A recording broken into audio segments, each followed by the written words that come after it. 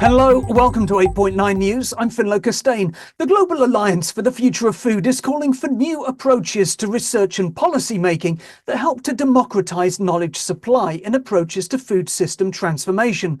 I spoke to the Global Alliance's Deputy Director, Lauren Baker, in Toronto, and I asked her what she means by democratising knowledge supply. Well, what we mean by this is really thinking about the diversity of actors that need to be involved in creating and co-creating knowledge and evidence for systems change. So when we talk about democratizing knowledge supply, the way that we came to this was by working with, I think it was 17 teams from around the world who thought about this work on agricultural transitions, agroecological and regenerative transitions. And we knew that we were asking ourselves, like, what is the evidence? What knowledge do we have about these transitions? And we knew there were skeptics in our group. And so we wanted to really democratize how we thought about knowledge related to agroecology and regenerative approaches. And we wanted also to think about the politics of knowledge. So this diverse group, 17 teams from all around the world, about 70 people, really helped us realize that democratizing knowledge means really tapping into the breadth and diversity of ways of thinking and knowing around the world, and fostering a kind of intercultural exchange between those ways of knowing so that we can get to the root of our systemic problems and really find new and creative ways to advance systems change. In your paper, and you've alluded to this already, you ask the question, what is evidence? Now, this is an issue that deeply frustrates many farmers in the regenerative movement because the academic process constantly wants to simplify questions and struggles to understand complexity and interconnectivity. So what did you conclude? What is evidence? In its simplest form, evidence are the facts and knowledge that uphold certain beliefs or beliefs and issues. So what is evidence is the way that people think and understand these issues.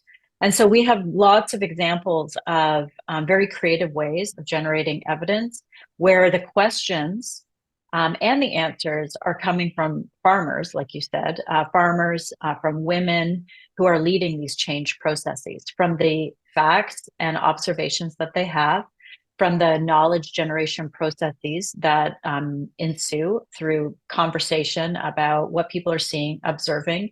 And often this is in exchange with the science and driving the science.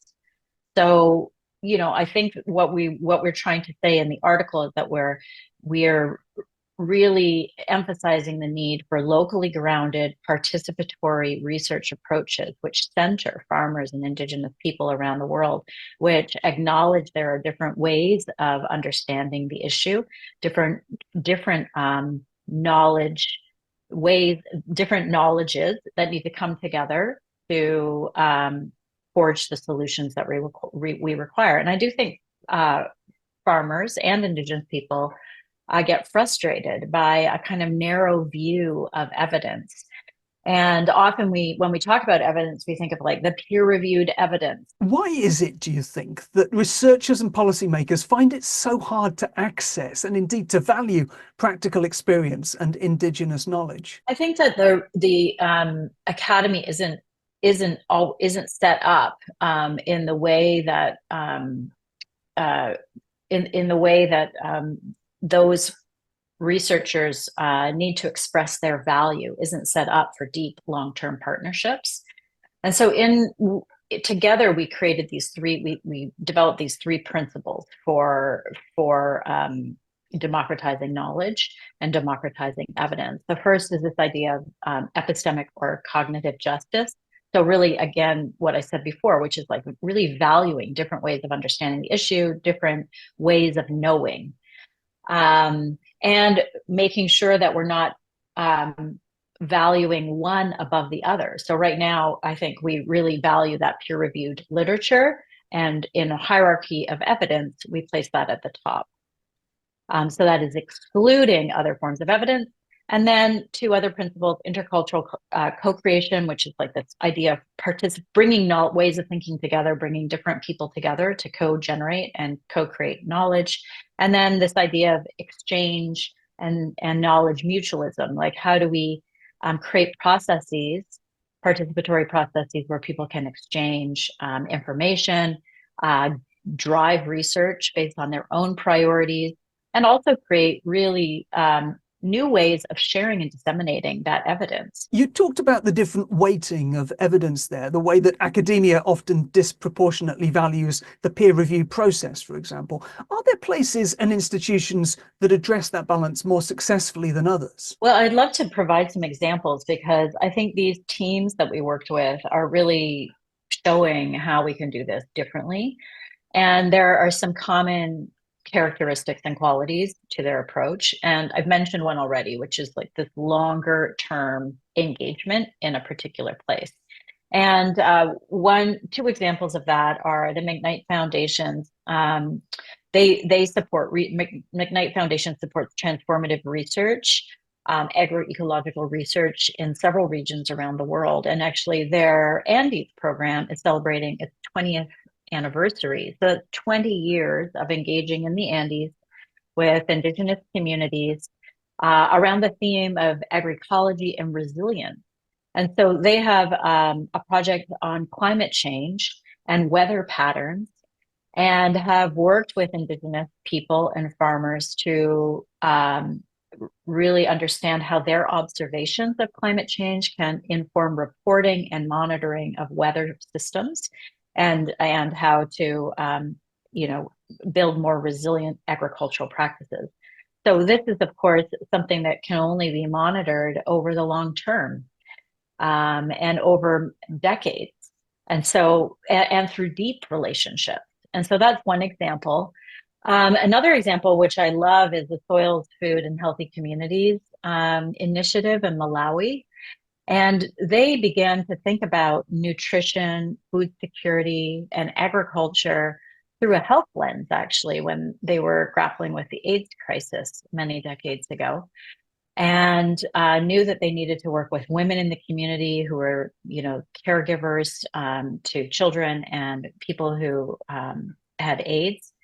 And through that entry point, began to work on diversifying agriculture, to introduce more pulses into the agricultural system, to introduce more agroecological approaches, to do gender training and address gender-based violence, and also address nutrition and food security from a really community-oriented approach. And this is now well documented in the literature and really informs the way we think as a global community about these issues. Now, in your paper, you talk about needing to listen to traditional wisdom and oral history. Now, this seems to me quite different from, for example, valuing Indigenous farmers' observations and practice, because there's a degree to which that fits more easily within the standard academic approach. So what is it that we can learn by listening to wisdom and storytelling traditions that we might otherwise miss? We emphasize the need to really broaden out, broaden out the evidence base, but also the way that we think about knowledge generation and co-creation. So yes, Indigenous stories, storytelling, wisdom, the way that people express the knowledge that they have in diverse ways. And that can be anything from, stories to, community exchange and ways that people organize communities to share information. I think one of the things that we're really addressing in this article is that right now we have a narrow view of evidence. It's often English.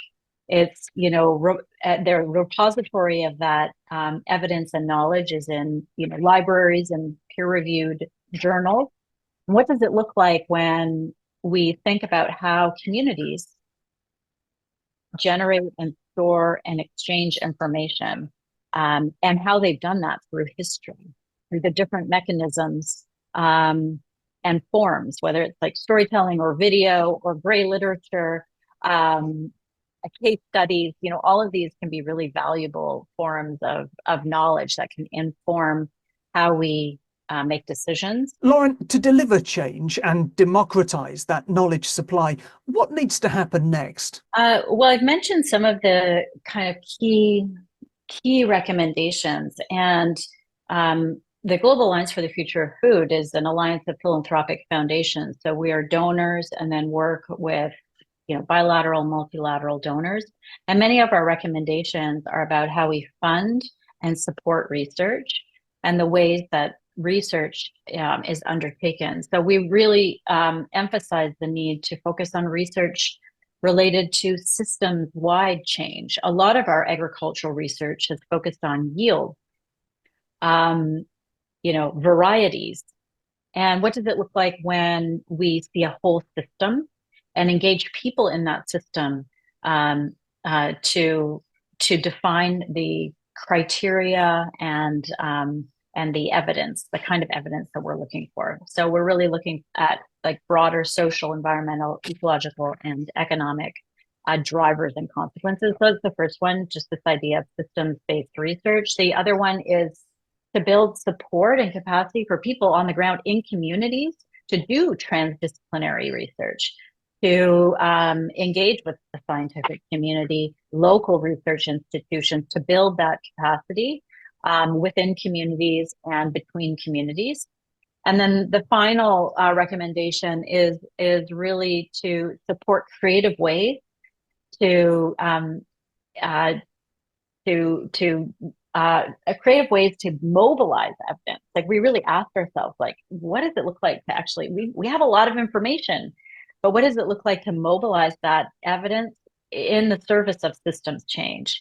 And there we found like very, very creative ways in which people were, farmers and scientists, policymakers were working together to mobilize evidence so that it's actually grounded, that it's actually, that evidence is able to be picked up by a farmer, and that they feel like they were part of the decision-making process and that it's applicable and practical. It sounds very much as though you're looking at moving research and policy away from pure yield and then towards resilience, food system resilience. Are people listening? I think people are listening. We're about to head to Arusha in Tanzania, where we're bringing together partners. There's a whole movement in Eastern Africa to think about longer term transitions, agroecological transitions. Governments in at least 4 countries have developed agroecology strategies that are really focused on a regenerative transition. And we're bringing partners from Brazil, India, and the US Midwest to that convening to have a collective conversation about exactly what we've been talking about today. Like, what is the knowledge and evidence that we need to support these longer term agroecological transitions so that we can address our broader global challenges around biodiversity, climate, equity, food security, all of those good things. So it's exciting. There's a lot of momentum right now. And I think there's a general awareness that policymakers, different actors, investors, donors, farmer organizations, indigenous peoples organizations need to come together to do this work. And I think there's a growing acknowledgement of how industry is, a real barrier to change in terms of putting forth a narrative around feeding the world, and feeding the world that, if in a way that is a very kind of industrialized, harmful process. So we're really tackling that. That was Lauren Baker from the Global Alliance on the Future of Food. More news on our website, 8.9.com. That's all for now. We're back soon. Thanks for watching.